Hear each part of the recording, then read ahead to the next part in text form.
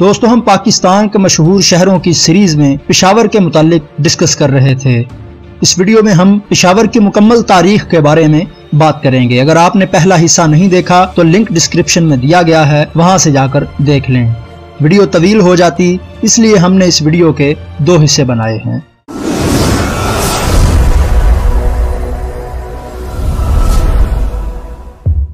دوستو پشاور کو south Asia کے چند سب سے قدیم ترین شہروں میں سے ایک مانا جاتا ہے، اور خیال کیا جاتا ہے کہ یہاں 7000 سال پہلے کی تہذیب کے آثار پائے جاتے ہیں۔ وسطی، جنوبی اور مغربی ایشیا کے قدیم ترین شہروں میں سے ایک ہونے کی وجہ سے پشاور صدیوں سے افغانستان، جنوبی ایشیا، وسطی ایشیا اور ایران کے درمیان ایک مرکز کی حیثیت سے چلا آیا ہے۔ ہندو مذہب کی کتاب وید دیومالا میں پشاور اور اس کے آس پاس کے علاقے کو پشکلاوتی کے نام سے جانا جاتا ہے، جو ایک ہندو مت کی اہم شخصیت کے بیٹے پشکل کے نام سے منسوب ہے۔ 2 صدی عیسوی میں مختصر عرصے کے لیے وسطی ایشیا کے توچاری قبیلے کشان نے پشاور پر قبضہ کر کے اسے اپنا دارالحکومت بنا لیا۔ تاریخ کے مطابق حضرت عیسیٰ سے 150 سال پہلے تک یونانی باختر بادشاہوں نے اس علاقے پر حکمرانی کی، اور اس کے بعد یونانی مملکت کے مختلف بادشاہ یہاں پر قابض ہوتے رہے۔ ایک تاریخ دان کے مطابق پشاور کی آبادی 100 عیسوی میں 1,20,000 کے لگ بھگ تھی، اور اس وقت آبادی کے لحاظ سے پشاور دنیا کا 7واں بڑا شہر تھا۔ بعد میں پارتھی، ہند پارتھی اور پھر کشان حکمرانوں نے اس علاقے پر قبضہ کیے رکھا۔ کشان حکمران کنشکا 127 عیسوی کے لگ بھگ اس علاقے کا بادشاہ بنا، اور اس نے پرشپورہ یعنی پشاور کو اپنا دارالحکومت بنا لیا۔ کشان حکمرانوں کے دور میں بدھ مت اور زرتشت مذہب کے پیروکار لوگ حکمرانوں سے مشاورت کرنے آیا کرتے تھے، جس سے کشان حکمران ان کی تعلیمات سے بہت متاثر ہوئے، اور انہوں نے بدھ مت مذہب کو قبول کر کے اس کو سرکاری درجہ دے دیا۔ حکمرانوں کی وجہ سے پشاور بدھ مت کی تعلیمات کا اہم مرکز بن گیا، لیکن آبادی کی اکثریت زرتشت اور روحیت مذاہب کی ہی پیروکار رہی۔ بدھ مت کے مخلص پجاری ہونے کی حیثیت سے کنشک نے اس دور کی دنیا کی سب سے بلند ترین عمارت بنوائی، جو بدھ مت کا اسٹوپا تھا، جس میں بدھ مت کی تعلیمات اور باقی تبرکات جمع کیے گئے تھے۔ یہ اسٹوپا پرانے پشاور کے گنج دروازے کے ساتھ ہی بنایا گیا تھا۔ اس کی بلندی تقریباً 120 میٹر تھی، اور اس پر انتہائی قیمتی پتھر جڑے ہوئے تھے۔ یہ اسٹوپا آسمانی بجلی گرنے سے تباہ ہوا، جسے کئی بار مرمت کر کے ٹھیک کیا گیا، لیکن کچھ عرصے میں ہی اس کے تمام نام و نشان مٹ کر رہ گئے۔ اب اس کا ذکر صرف تاریخ کے کتابوں میں ہی رہ گیا ہے۔ خراسان پر عربوں کے قبضے کے بعد پشتون اسلام لانے لگے۔ 997 عیسوی میں سبکتگین کی وفات کے بعد خراسان کا گورنر ان کا بیٹا محمود غزنوی بنا، جس نے بعد میں دولت سامانیہ سے علیحدگی اختیار کر کے اپنی سلطنت قائم کی۔ محمود نے 999 عیسوی میں سلطان کا لقب اختیار کیا۔ 1001 عیسوی میں ترک بادشاہ محمود غزنوی نے اپنی سلطنت کو افغانستان سے آگے اس علاقے تک پھیلایا تھا۔ دراصل ابتدائی دور میں پشاور کے علاقے میں بے شمار خون ریز جنگیں ہوئی تھیں، جن کا آغاز محمود غزنوی اور ہندو راجا جے پال کے درمیان جنگ سے ہوا تھا۔ جے پال کی مستقل خواہش تھی کہ سبکتگین کے ہاتھوں سے چھینی گئی سلطنت کو واپس لیا جائے۔ جے پال کی مدد کے لیے کچھ پٹھان تو تھے، لیکن ان کی حمایت زیادہ دیر تک نہ چل سکی۔ بعد میں پٹھانوں کو جے پال کی اصلیت کا علم ہو گیا تھا کہ وہ ہوس کا پجاری ہے۔ نومبر 1001 عیسوی میں جے پال کی محمود غزنوی کے لشکر کے ساتھ جنگ شروع ہوئی، اور اسے عبرت ناک شکست کا سامنا کرنا پڑا، اور اس سمیت اس کی ساری فوج قیدی بنا لی گئی۔ آزاد ہونے کے بعد اس نے اپنے بیٹے آنند پال کو بادشاہ بنایا۔ محمود غزنوی نے پٹھانوں کو جے پال کا وقتی ساتھ دینے پر سزا تو دی، لیکن بعد میں ان سب کو اپنے لشکر میں شامل کر لیا، جس کے بعد وہ سب محمود کے وفادار ساتھی بن گئے، اور کئی محاذوں پر محمود غزنوی کی زندہ دلی سے مدد کی۔ 15ویں اور 16ویں صدی میں افغان شہنشاہ شیر شاہ سوری نے پشاور کی ترقی کے لیے کام کرنا شروع کر دیا۔ اسی دور میں دلی سے درہ خیبر کے راستے سے ہوتی ہوئی کابل تک پہنچنے والی شاہراہ تعمیر کروائی گئی۔ بعد میں مغل بادشاہوں نے پشاور شہر پر قبضہ کر لیا۔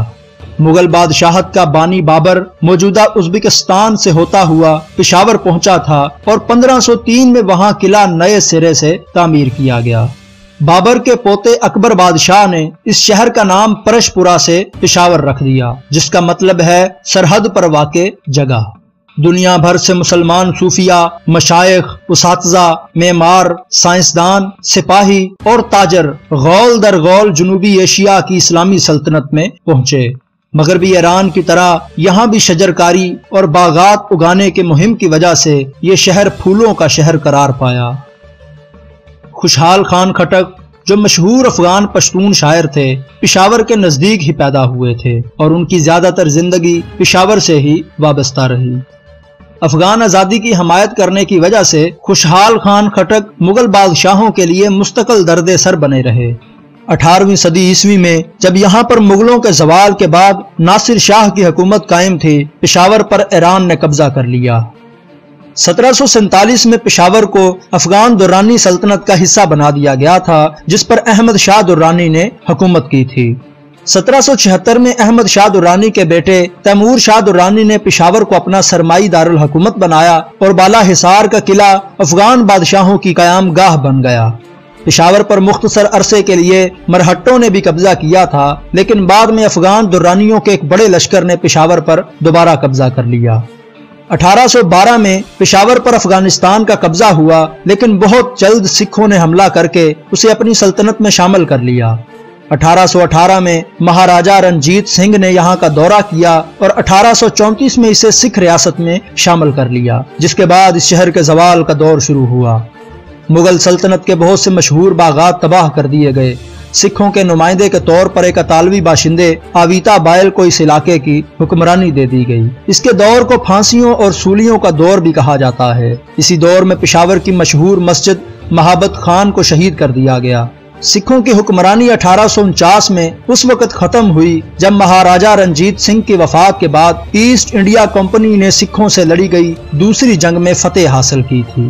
1857 کی جنگ آزادی کی بغاوت میں پشاور کے 4000 فوجیوں سے بغیر خون بہائے اسلحہ لے لیا گیا اور اس طرح پشاور اس دور کی خون ریزی سے بچ نکلا۔ مقامی سرداروں نے برطانوی راج کا ساتھ دیا اور 1893 میں پشاور اور افغان سرحد کا تفصیلی نقشہ تیار کیا گیا تھا۔ برطانیہ نے پشاور شہر کے مغرب میں اپنی چھاؤنی بنائی اور اسے ہیڈ کوارٹر کا درجہ دینے کے ساتھ ساتھ کئی ترقیاتی منصوبے بھی شروع کیے، جن میں مسجد مہابت خان کی تعمیر و مرمت، ملکہ وکٹوریہ ہال جہاں پشاور کا عجائب گھر واقع ہے، اور مغربی تعلیم دینے کے لیے ایڈورڈز کالج اور اسلامیہ کالج بنائے گئے۔ پشاور میں غفار خان کی چلائی ہوئی عدم تشدد کی تحریک سامنے آئی، جس کے باعث اپریل 1930 میں مقامی افراد کے ایک بڑے گروہ نے قصہ خوانی بازار میں پرامن مظاہرہ کیا کہ ان کے خلاف برطانوی حکومت نے ناجائز قوانین بنا رکھے ہیں۔ برطانوی افواج کی فائرنگ سے 400 افراد اپنی جان سے ہاتھ دھو بیٹھے۔ اس واقعے اور ان 400 شہداء کی یاد میں یہاں ایک یادگار بھی موجود ہے، جسے یادگار شہیداں کے نام سے یاد کیا جاتا ہے۔ 1947 میں پشاور پاکستان کا حصہ قرار پایا۔ کچھ گروہوں نے ہندوستان کو بہتر سمجھا، لیکن عوام کی بھاری اکثریت خود کو ہندوستانی کہلوانا پسند نہیں کرتی تھی۔ اگر اس معاملے کو ہوا دی جاتی تو شاید دنیا میں پشتونستان کے نام سے ایک اور ریاست بھی موجود ہوتی۔ پاکستان میں شامل ہونے کے بعد پاکستانی سیاست اور افسر شاہی میں بھی پشتونوں کو آنے کا موقع ملا، جس کے نتیجے میں ایوب خان جو ایک پشتون تھے پاکستان کے صدر بن گئے۔